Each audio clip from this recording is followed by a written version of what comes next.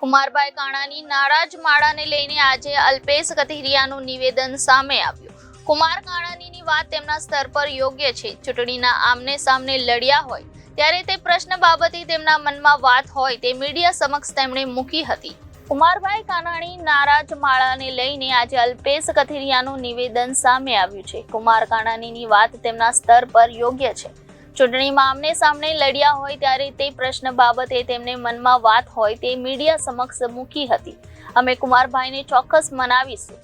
હરીફ તરીકે સાથે હતા ત્યારે પણ આશીર્વાદ લીધા હતા અને હવે તો એક જ પાર્ટીમાં છે એટલે સ્વાભાવિક આશીર્વાદ લેશો. અમે તેમને મળીશું અને અમારાથી કોઈ દુઃખ થયું છે તે બાબતે ચર્ચા કરી અમે નિરાકરણ લાવશું. એમની જે વાતો છે એમના સ્તરે એકદમ વ્યાજબી વાત છે. એમણે જે જણાવ્યું છે કે ભાઈ નારાજગીનો કોઈ મને પ્રશ્ન નથી. સ્વાભાવિક છે કે ચૂંટણી સમય પર આમને સામને લડ્યા હોય તો વ્યક્તિગત વાતો હોય કે પાર્ટીની વાતો હોય એકબીજા સામેના પ્રશ્ન બન્યા હોય છે. એકબીજાની ચૂંટણીઓની અંદર પરિસ્થિતિઓના નિર્માણ થતા જ હોય છે. એટલે એમને પાર્ટી તરીકેના નિર્ણયમાં એમની નારાજગી નથી, પણ સ્વાભાવિક છે કે જે આમને સામને લડાઈ લડ્યા હતા, આમને સામને ચૂંટણી લડ્યા હતા, એ પ્રશ્ન બાબતથી એમને ચોક્કસ એમ પણ મનમાં જે પણ વાત હશે એમને મીડિયા સમક્ષ ચોક્કસ રજૂ કરી છે કે હું સિદ્ધાંતોને લીધે આવી શક્યા નથી. અને હવે વડીલ તરીકે ત્યારે પણ અમે એમના આશીર્વાદ લેતા હતા અને આવનારા દિવસોમાં પણ જ્યાં પણ એમને સાથ સહકાર સહયોગની જરૂર હશે તો ચોક્કસ લેતા રહેશું. નારાજગી કઈ રીતે દૂર કરતા? નારાજગીનો પ્રશ્ન જ નથી. એમને જ્યારે પાર્ટીના જોઈનિંગના જે પ્રશ્નની બાબત હતી એ બાબતમાં એમને જે પણ મંદુક હતી એમને વાત જાહેર કરી છે. નારાજગી એમને કોઈ પણ નથી અને એમને પણ કોઈ પણ પ્રકારની નારાજગી નથી.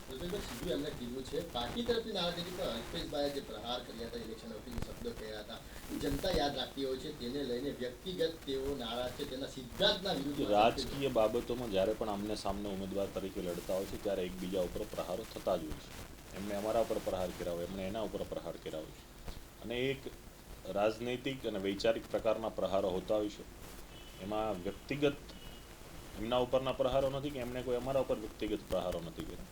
અને ચૂંટણી સમયે આવું બધું બનતું હોય છે, પણ હવે જ્યારે પાર્ટીમાં સાથે રહીને કામ કરવાનું છે ત્યારે પાર્ટીની જે પ્રક્રિયા છે, પાર્ટીની જે વિચારધારા છે, પાર્ટીની જે ગાઈડલાઇન્સ છે પ્રમાણે સાથે મળીને કાર્ય કરતા રહેશે. અલ્પેશભાઈ, એમને સ્ટેજ પર જ્યારે તમારું કેસરિયા ધારણ કરવાના હતા એ વખતે નહીં આવ્યા હતા. આ બાબતે તેમને પૂછવામાં આવ્યું હતું. તેમણે કીધું કે આમને સામને બોલવાનું થાય, વ્યક્તિગત લાગણી દુભાય એટલા માટે નહીં આવ્યા હતા. તો એવી તો કઈ લાગણી હતી?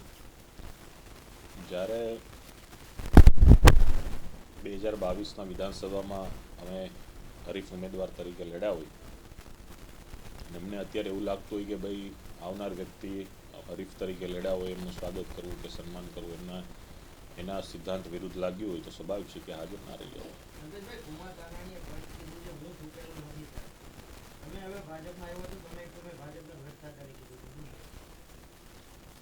મેં પહેલાં કીધું એમ કે જે સ્થળે ને જે સ્થાને અમે અહીંયા જવાબદારી નિભાવી છે ત્યાં ખૂબ મક્કમતાથી નિભાવી છે, ચાહે સામાજિક સ્તર પર હોય, રાજકીય સ્તર પર હોય કે કોઈ પણ સ્તર પર હોય. હવે જ્યારે રાજનીતિના મંચ ઉપર ભારતીય જનતા પાર્ટીના સ્થાન પર આવ્યા છીએ ત્યાં પણ મજબૂતાઈથી જવાબદારી નિભાવી છે. Reporter Arvind Rathod, Janadesh news, Surat.